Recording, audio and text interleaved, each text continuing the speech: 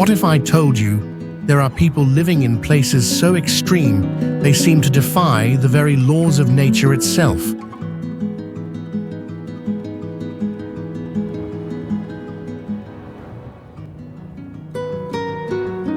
Places where gravity becomes an enemy, where the earth tries to swallow you whole.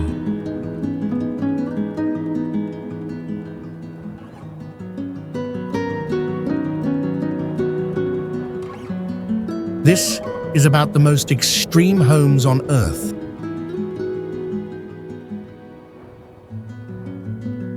Places so dangerous, so isolated, so utterly hostile to human life that most of us would consider them uninhabitable.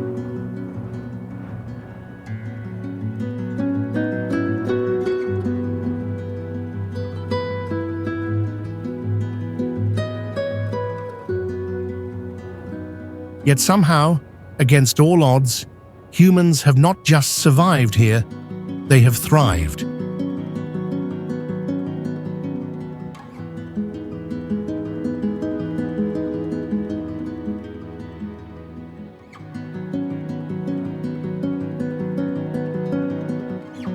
Prepare yourself for a journey to the edge of human endurance.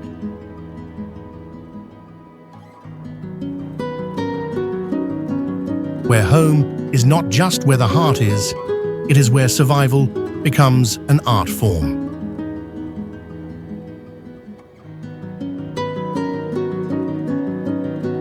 High above the plains of central Greece, where eagles fear to nest and clouds brush against ancient stone, something impossible rises from the earth.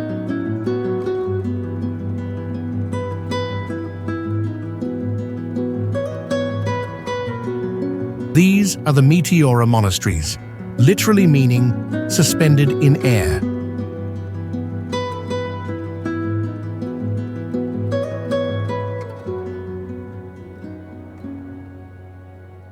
"600 years ago, Orthodox monks hauled every stone, every beam, every sacred artifact up these 400-meter vertical cliffs using nothing but ropes, pulleys, and unshakable faith.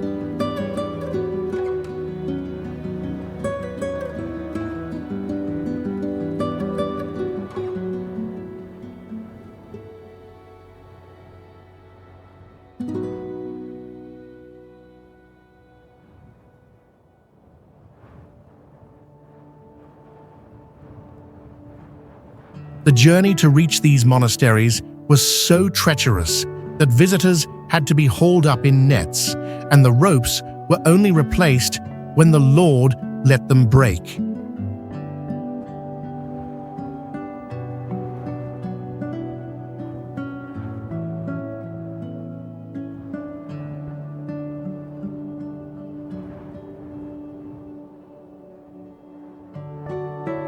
Imagine trusting your life to a rope that hadn't been changed in decades, swaying hundreds of meters above the rocky ground below.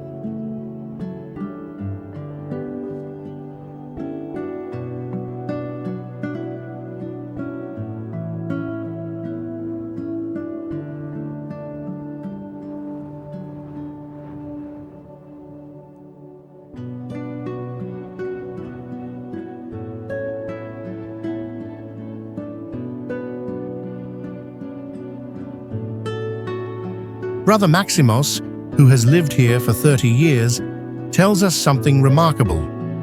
The silence up here isn't empty, it's full.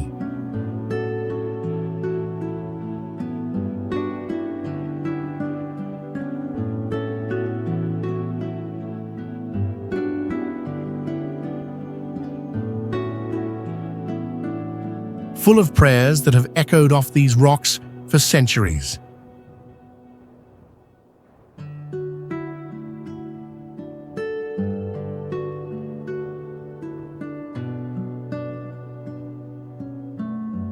Today, only 6 of the original 24 monasteries remain active, each one a testament to human determination to reach closer to heaven.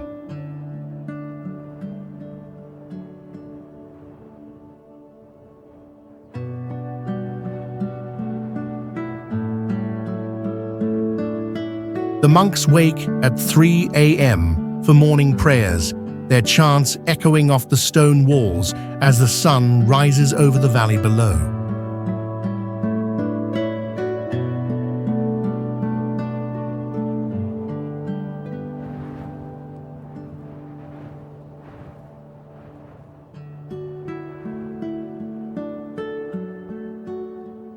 They grow their own food in tiny gardens carved into rock ledges.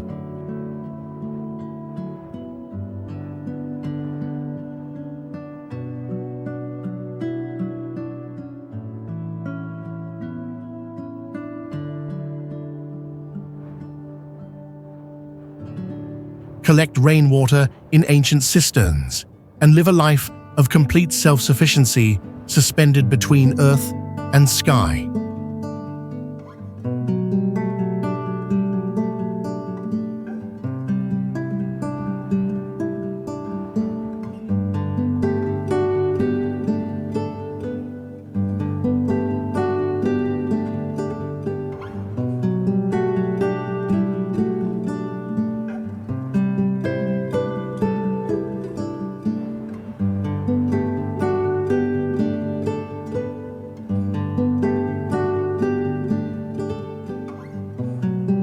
Beneath the fairy tale landscape of Cappadocia lies one of the most mind-bending residential achievements in human history.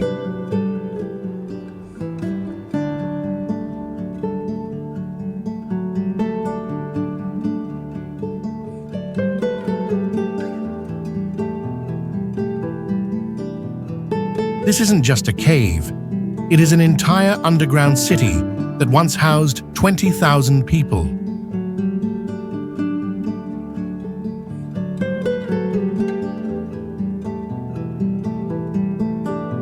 Derinkuyu plunges 11 levels deep into the earth.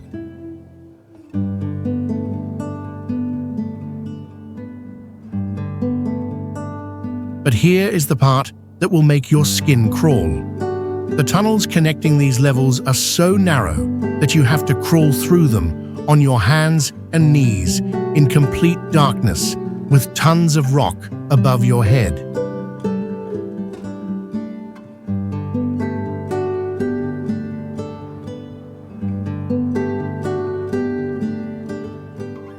These weren't temporary shelters.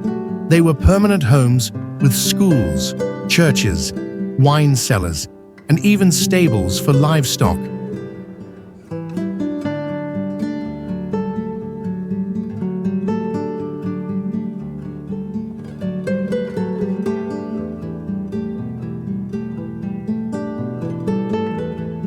Families lived their entire lives down here. Children were born in these depths, and some never saw sunlight until they were adults.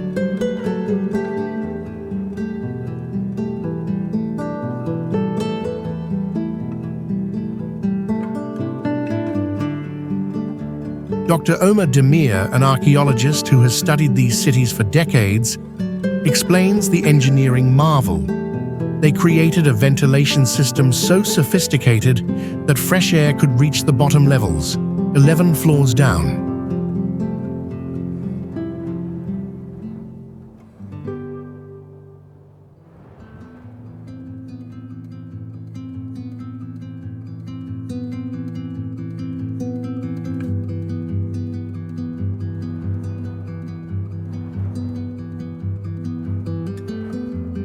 Without this, everyone would have suffocated within hours.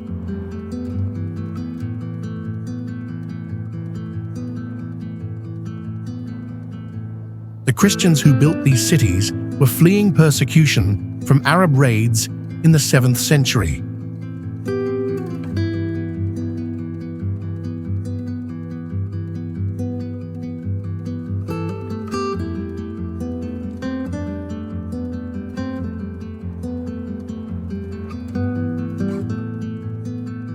They didn't just hide, they created an entire civilization underground.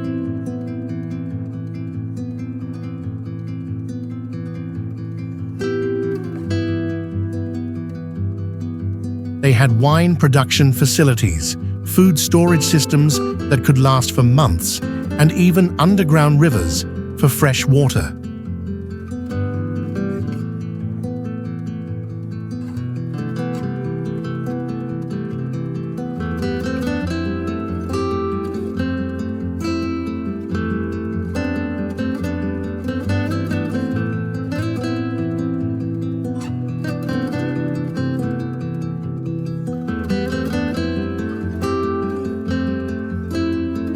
The cities were connected by tunnels stretching for kilometers, allowing entire communities to communicate and trade without ever surfacing.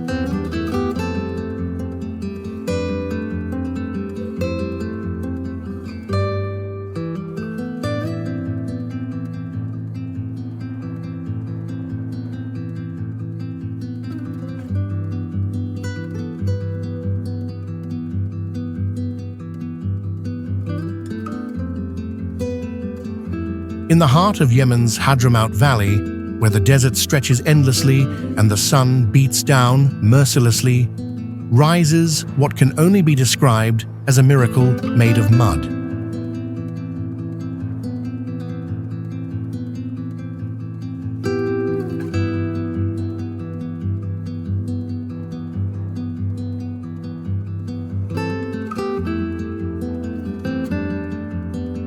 This is Shibam, the world's first skyscrapers, built entirely from sun-dried mud bricks and rising up to 9 stories high.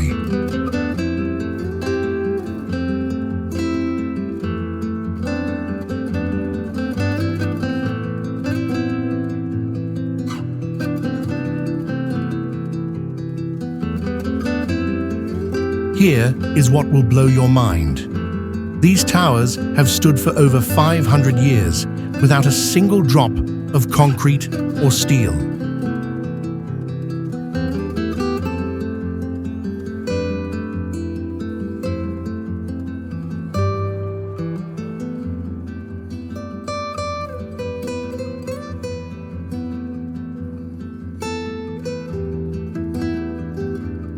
Every year, when the rains come, these buildings literally begin to dissolve.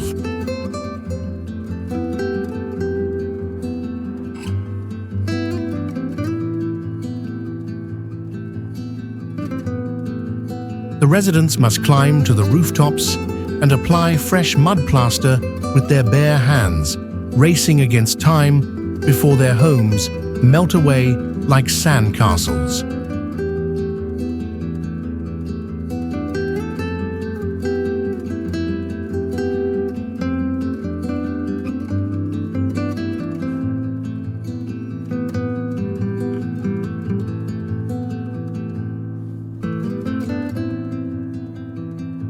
Ahmed Al-Kathiri has lived in Shibam his entire life.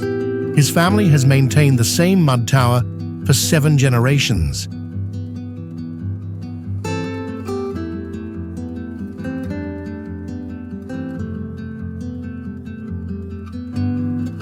My grandfather taught my father taught me, and I teach my sons, he says.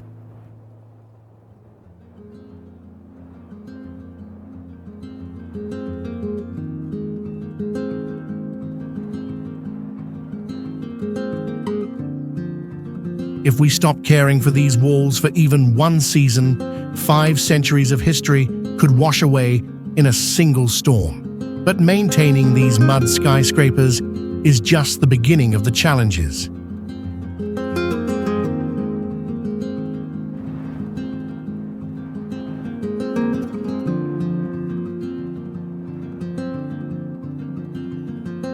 Shibam sits in a floodplain, and when the flash floods come, they come fast and furious, turning the peaceful valley into a raging torrent in minutes.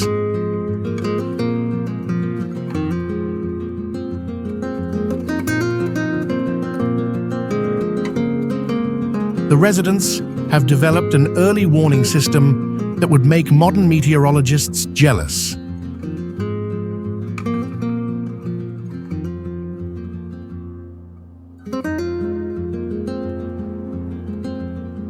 They can smell the rain coming from 50 kilometers away, and taste the change in the wind that signals danger.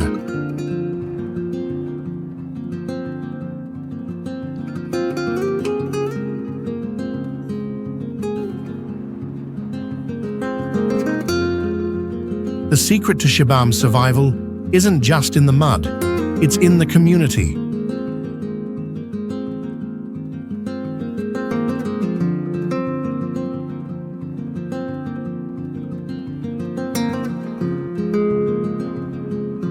Every building repair is a neighborhood effort.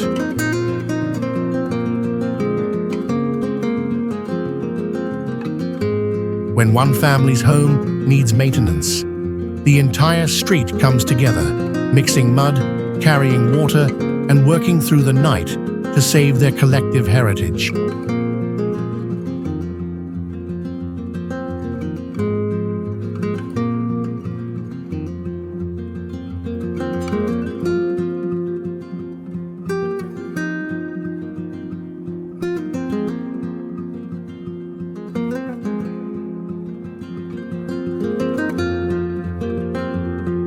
Perched impossibly on the edge of a limestone cliff.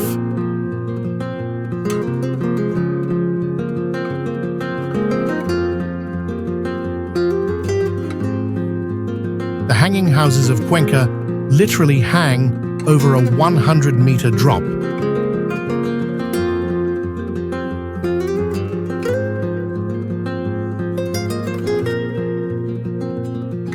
Their wooden balconies extending into thin air like something from a fairy tale.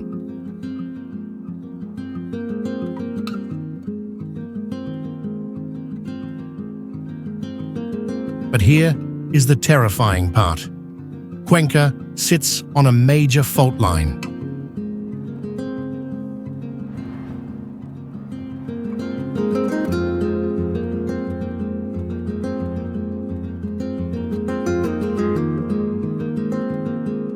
Every few decades, earthquakes shake these cliffside homes like dice in a cup.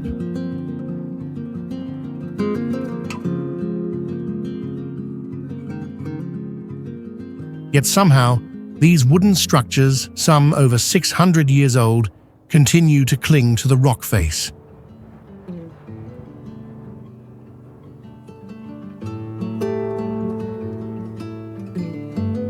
Maria Gonzalez, a structural engineer who has studied these buildings, reveals their secret. The secret is in the flexibility.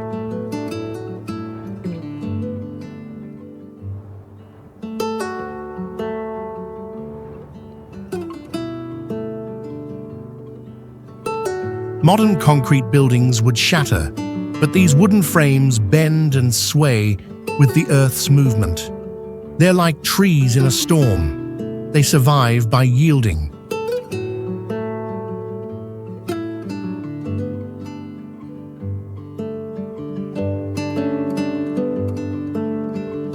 The residents tell stories passed down through generations.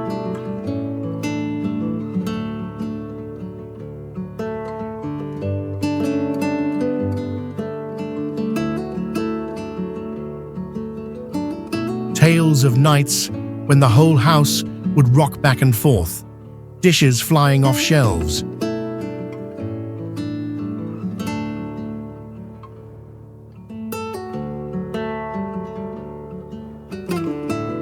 While families huddled together, praying their home would not tumble into the gorge below.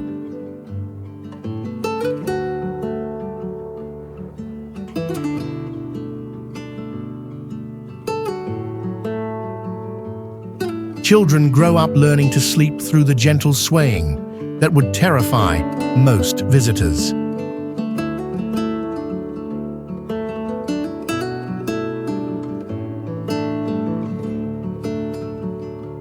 The houses were originally built in the 14th century as a solution to Cuenca's lack of flat building space.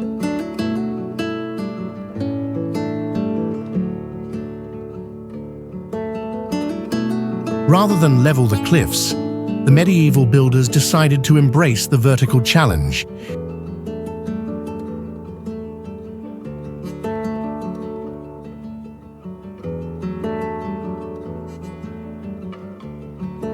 creating homes that seem to grow organically from the rock face itself.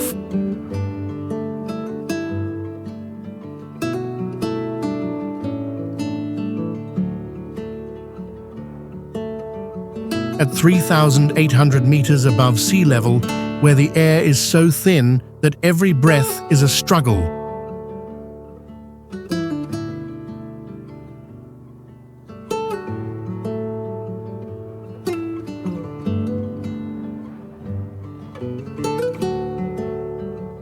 Lies Lake Titicaca, and floating on its surface are some of the most extraordinary homes ever conceived by human ingenuity.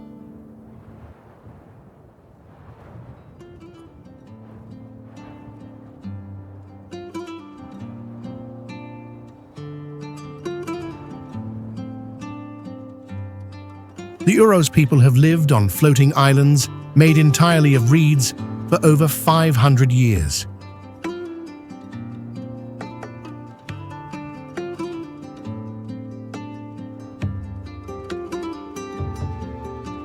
But here is what makes this truly impossible. These islands are constantly decomposing beneath their feet.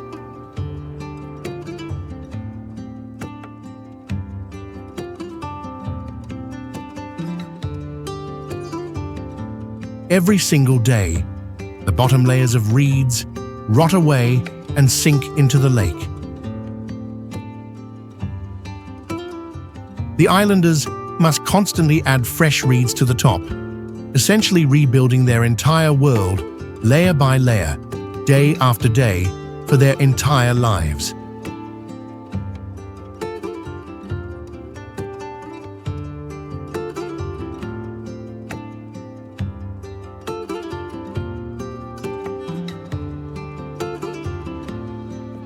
Christina Coiler, an elder of the Uros people, explains their relationship with their floating home.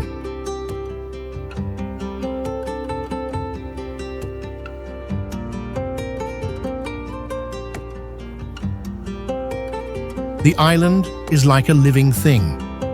It breathes, it moves, it grows, and it dies.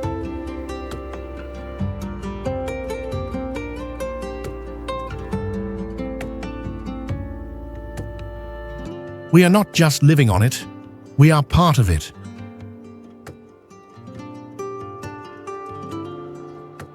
When I walk, I can feel the lake beneath my feet, always there, always waiting.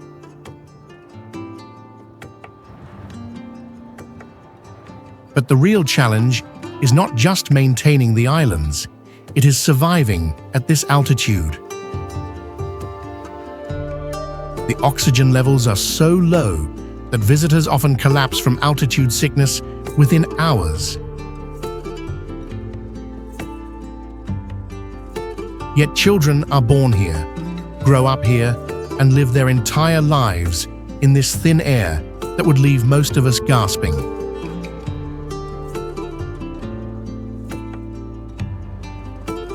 The Uros people have developed lungs that are 20% larger than average humans. Their blood carries more red blood cells to capture every molecule of oxygen.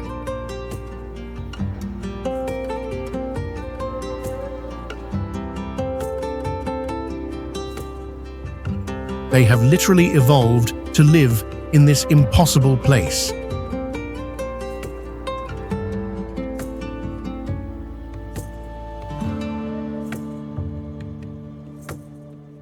Perhaps most remarkably, these floating islands can be moved.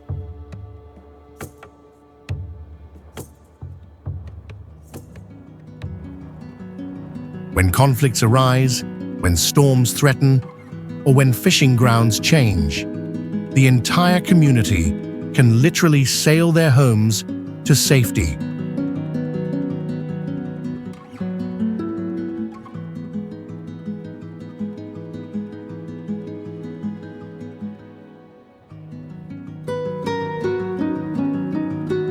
Welcome to Longyearbyen, the northernmost settlement on Earth.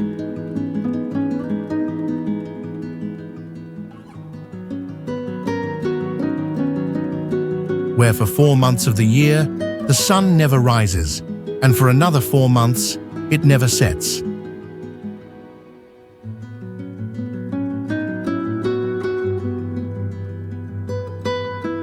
This is a place so extreme that it is illegal to die here. Yes, you heard that right.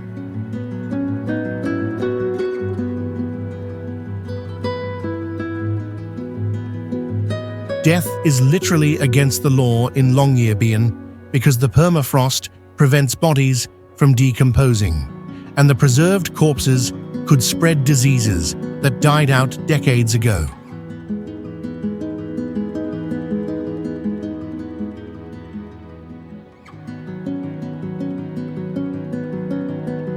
But the 2,000 residents who call this frozen wasteland home have adapted in ways that seem almost alien to the rest of us.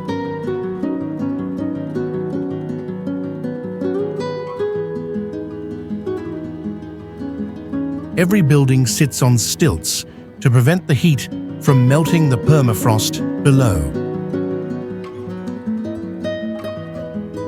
Cars are left running 24/7 during winter because if the engine freezes, it may never start again.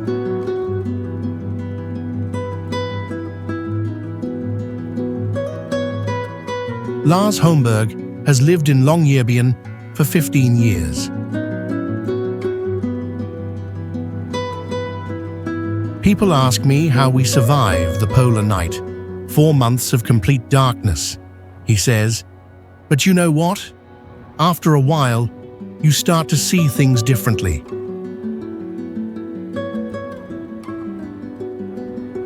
The aurora borealis becomes your ceiling.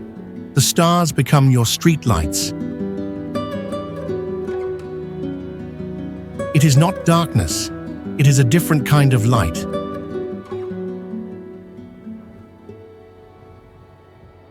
The most dangerous residents of Longyearbyen are not the humans. They are the polar bears. There are more polar bears than people in this region, and they are always hungry. Every resident is required by law to carry a rifle when leaving the town limits. Children learn to shoot before they learn to drive.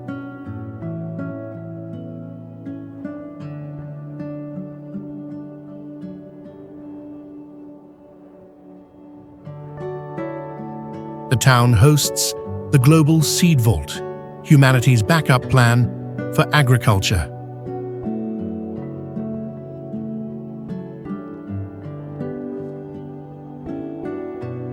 In the most inhospitable place on Earth, they are preserving the seeds that could save our species.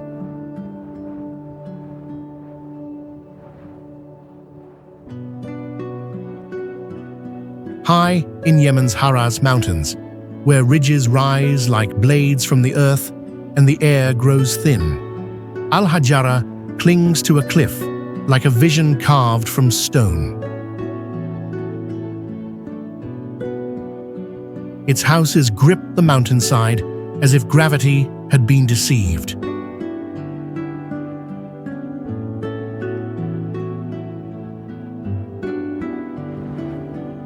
From afar, the village seems to sprout from the rock itself, defying storms, earthquakes, and centuries of erosion.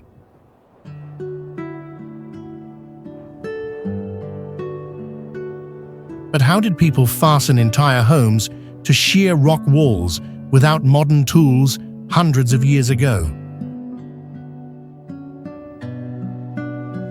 Each house was built from hand-cut stone, stacked without mortar, yet locked so precisely that the walls have endured for over 3 centuries. Natural ledges became foundations, creating interlocking structures that absorb tremors and resist landslides.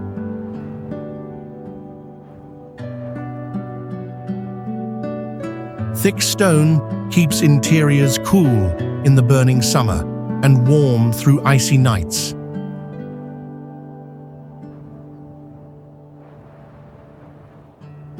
Every block was hauled up steep, twisting trails by human strength alone, a feat of endurance that mirrors the resolve of families who chose to live at such heights.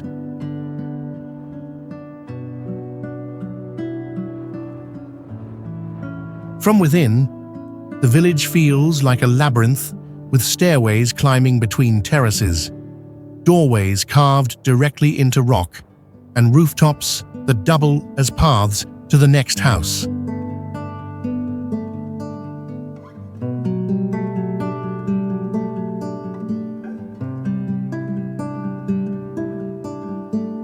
In southern Albania, the city of Gjirokastra rises from the mountainside like a fortress made of stone and slate.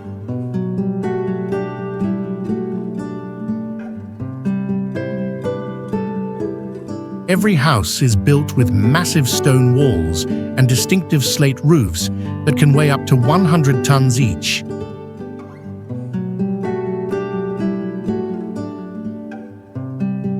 These Ottoman-era homes were designed to withstand earthquakes, invasions, and centuries of harsh mountain weather. The stone walls are so thick, sometimes over a meter wide, that summer heat never penetrates, keeping the interiors naturally cool, while in winter they retain warmth like massive thermal batteries.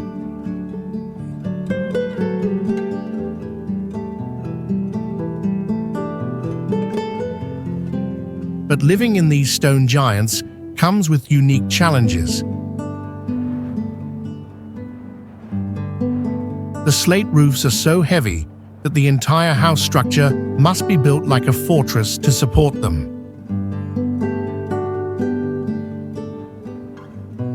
When a slate tile breaks, it can weigh as much as a person, making roof repairs a dangerous community effort, requiring multiple families working together.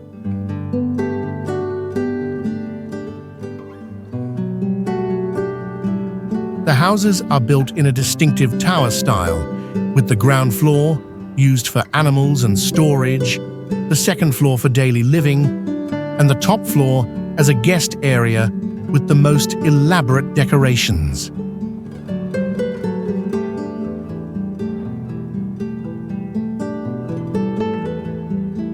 Each house is designed to be completely self-sufficient, with built-in cisterns for water collection, storage areas for food, and even defensive features from the Ottoman period when raids were common.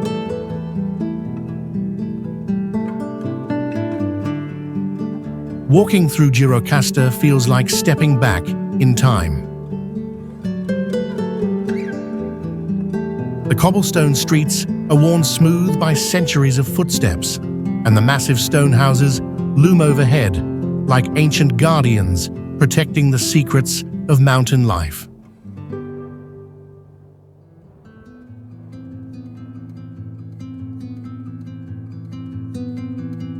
Carved directly into volcanic rock formations that look like giant stone cones, the village of Kandavan in Iran appears like something from another planet.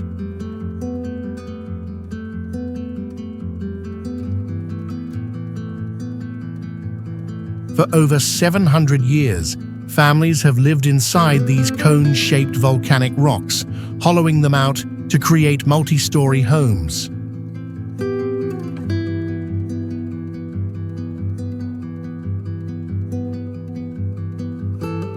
The volcanic rock provides perfect natural insulation, cool in summer, warm in winter. But living here means your walls are literally the mountain itself.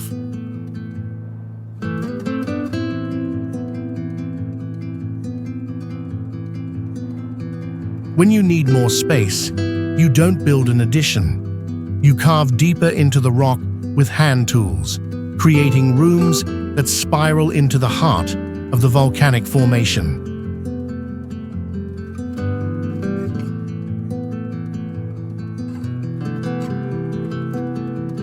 Each cone-shaped home can house multiple families, with rooms carved at different levels, connected by narrow staircases, carved directly into the rock.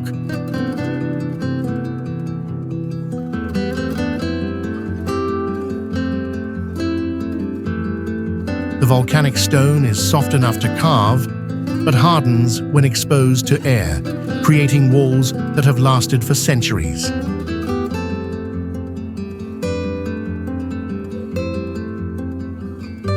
The villagers have developed unique techniques for living inside rock.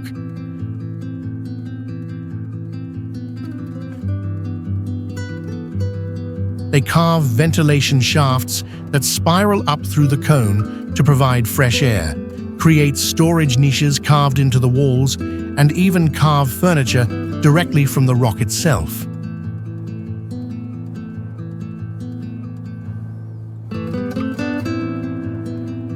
Beds, shelves, and seating areas are all part of the living rock.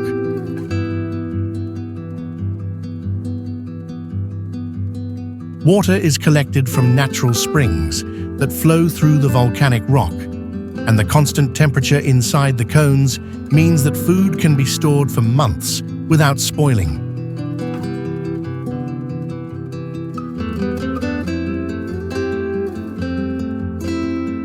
It is like living inside a natural refrigerator that never needs electricity.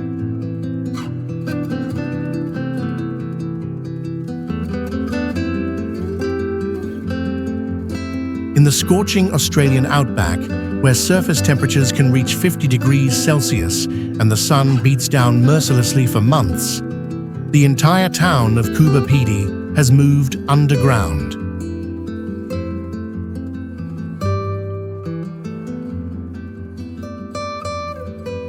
Half the population lives in dugout homes carved into hillsides to escape the brutal heat.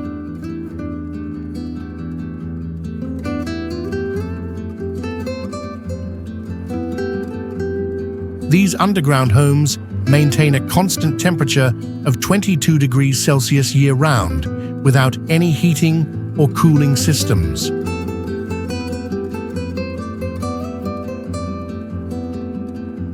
The soft sandstone is easy to excavate, and residents simply dig deeper when they need more space. Some homes have been expanded over decades into underground mansions with multiple bedrooms, living areas, and even swimming pools.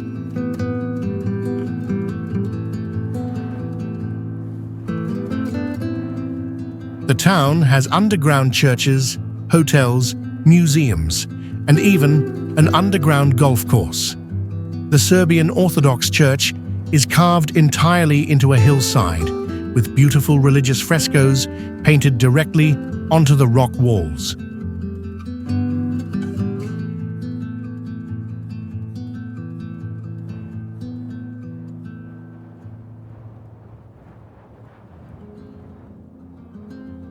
The underground hotel offers visitors the unique experience of sleeping in rooms that have never seen sunlight.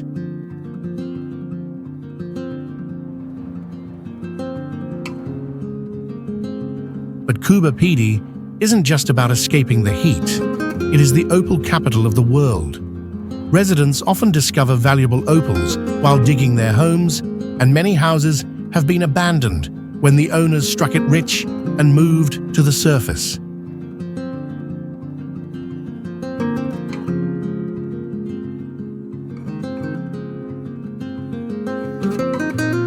The town is littered with mining shafts and piles of excavated earth, giving it an otherworldly, post-apocalyptic appearance.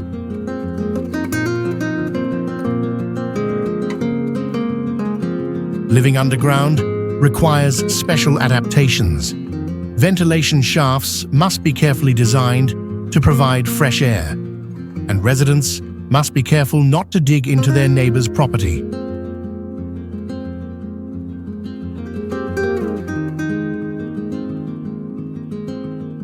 The lack of natural light means that many underground dwellers suffer from vitamin D deficiency and must take supplements or spend time on the surface.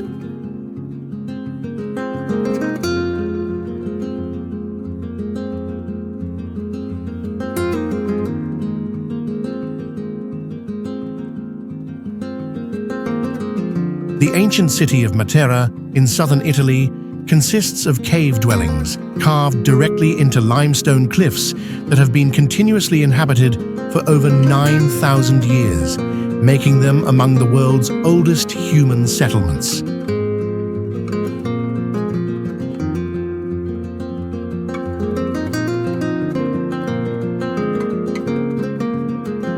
These sassy caves were carved deeper and deeper into the rock over millennia, creating a labyrinth of interconnected dwellings that seem to grow organically from the cliff face itself.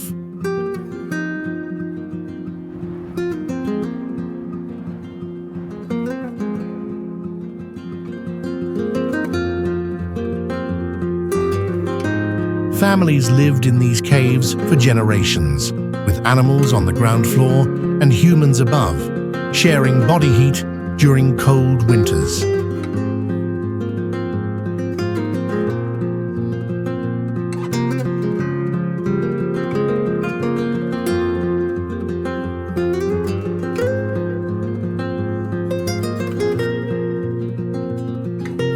The cave dwellings were carved using simple tools, with each generation expanding and improving their family's cave.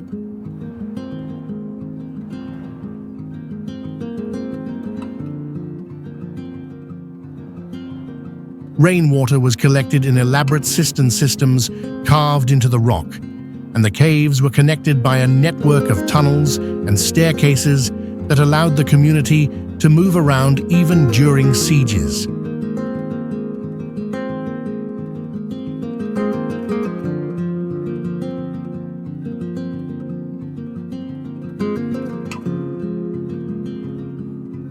By the 1950s, the caves were considered slums, and the Italian government relocated most residents to modern housing.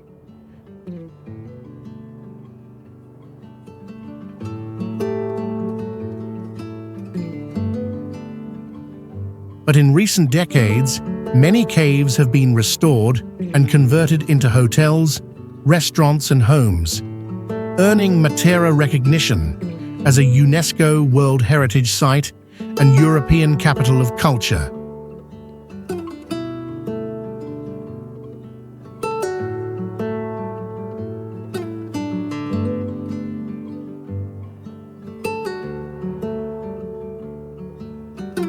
The caves provide natural insulation, staying cool in summer and warm in winter.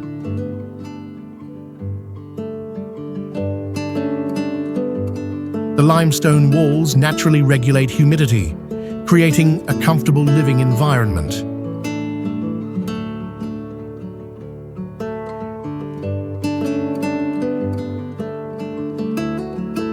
Many caves feature beautiful frescoes and religious artwork painted directly onto the rock walls by inhabitants over the centuries.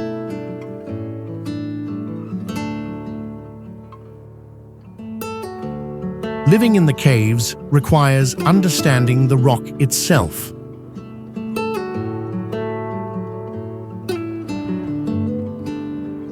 Residents must know how to read the limestone for structural integrity.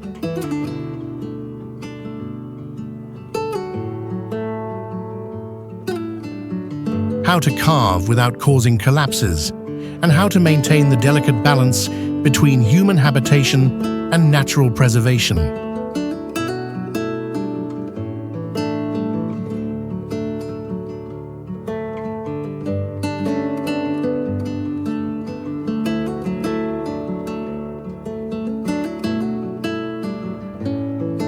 In China's Zhangjiajie National Forest Park, where towering sandstone pillars rise like stone skyscrapers from the forest floor, Taoist hermits have built tiny temples and living quarters on impossible mountain peaks that seem to touch the clouds.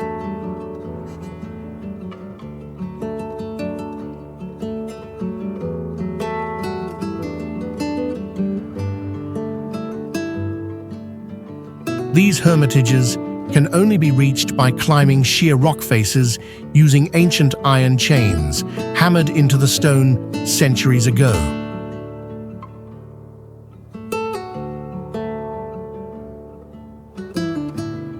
The hermits live in complete isolation, growing their food in tiny gardens carved into rock ledges and collecting rainwater in stone basins.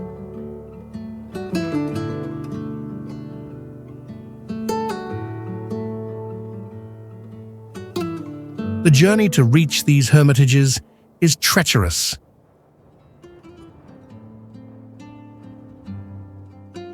Pilgrims must climb for hours using only the iron chains, with drops of hundreds of meters on all sides.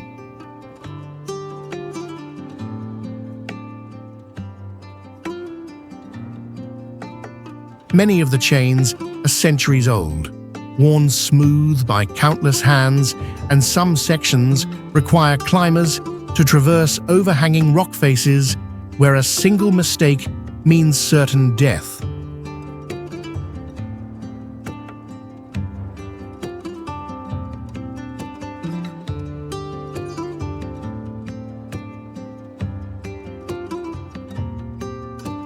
The hermits who live in these mountaintop retreats have chosen a life of extreme isolation in pursuit of spiritual enlightenment.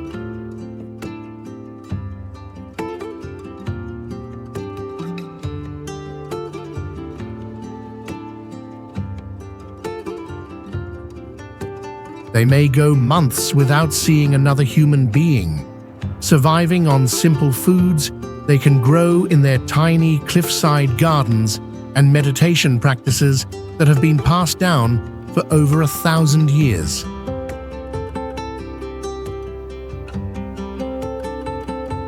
Each hermitage is unique, carved into the natural contours of the rock formation.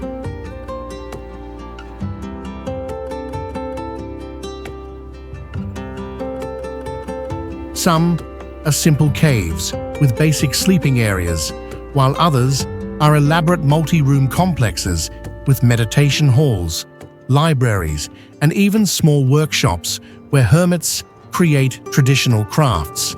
The hermits must be completely self-sufficient.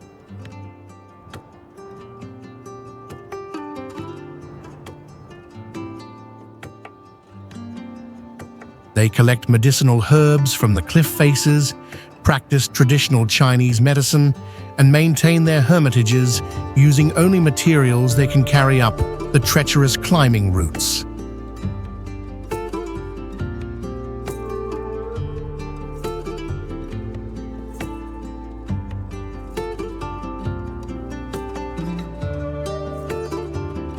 In winter, they may be completely cut off from the outside world for months when ice makes the chains too dangerous to use.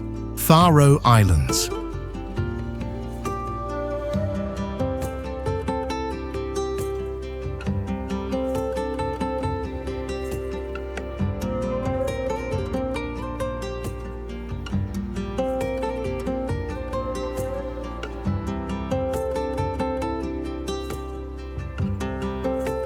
On the remote Faroe Islands in the North Atlantic, where winds can reach hurricane force and rain falls almost daily, traditional homes are built with living roofs made entirely of grass and sod.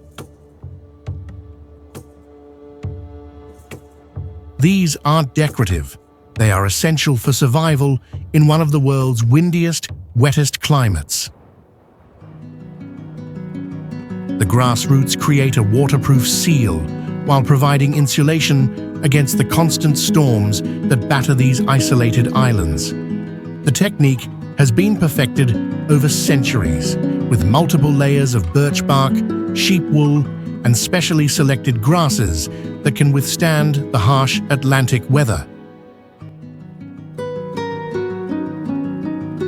In summer, sheep are actually put on the roofs to graze, creating a surreal sight of livestock grazing hundreds of feet above the ocean. The sheep help maintain the grass by eating it to the proper length, and their hooves compact the sod, making it more waterproof.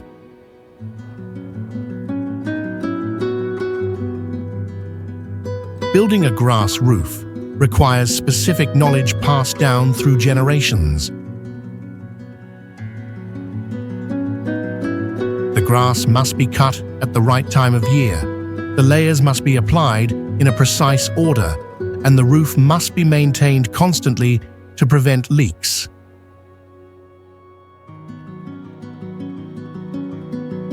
A properly built grass roof can last for decades, but it requires annual maintenance and occasional complete replacement.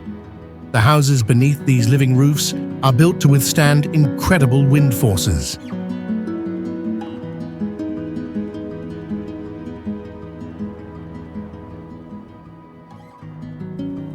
Walls are made of thick stone or timber, and windows are small to minimize heat loss. The interiors are designed around central fireplaces that provide both heat and cooking facilities, with smoke escaping through carefully designed chimney systems that won't be blown out by the wind.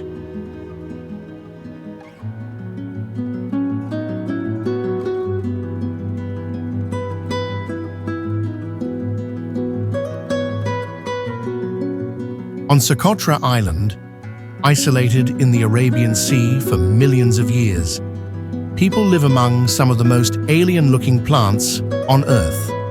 1/3 of the plant life here exists nowhere else on the planet, including the famous dragon's blood trees that look like giant umbrellas turned inside out.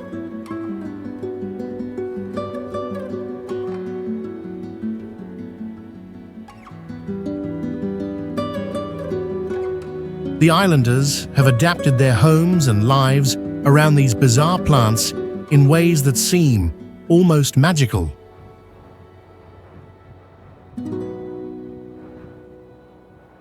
They harvest the red resin from dragon's blood trees for medicine and trade, use the bottle tree's massive trunks as natural water storage during the dry season, and build their homes to work with the strange ecosystem rather than against it.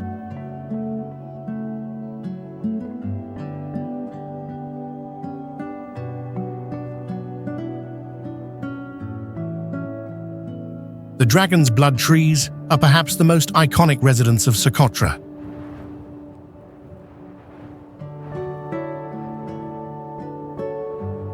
These ancient trees can live for hundreds of years, and their umbrella-shaped crowns are perfectly adapted to catch the rare moisture from fog and mist. The islanders have learned to read these trees like weather forecasts. When the trees begin to weep their red resin, it signals changes in weather patterns.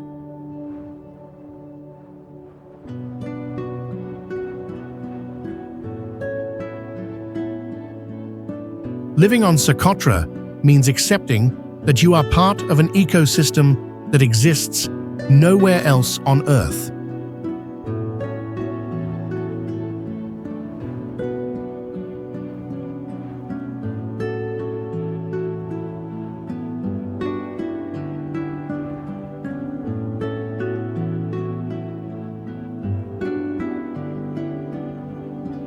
The islanders must balance their human needs with the preservation of plants and animals that could disappear forever if disturbed.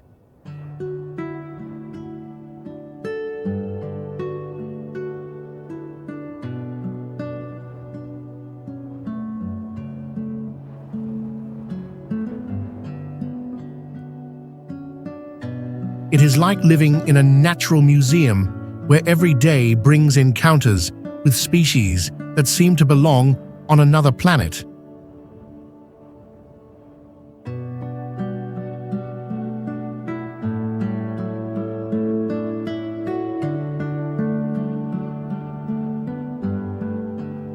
Every person living in these extreme places shares one common trait.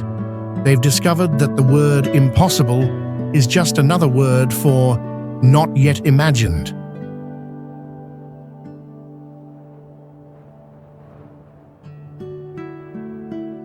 These extreme homes teach us that we don't just adapt to our environment, we transform it. And in doing so, we transform ourselves.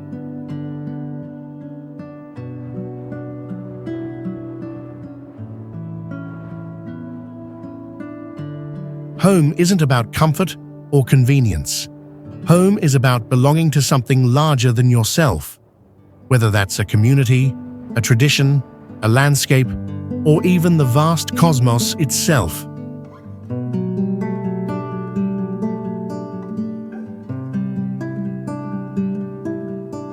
So the next time you think something is impossible, remember these people living on cliffs, underground, in floating islands, and even in space.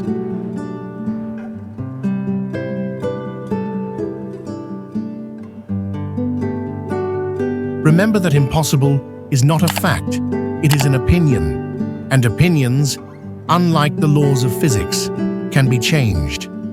These are the impossible places where humans have chosen to make their homes, proof that if there's one thing humans excel at, it's turning the impossible into the everyday, one extraordinary home at a time.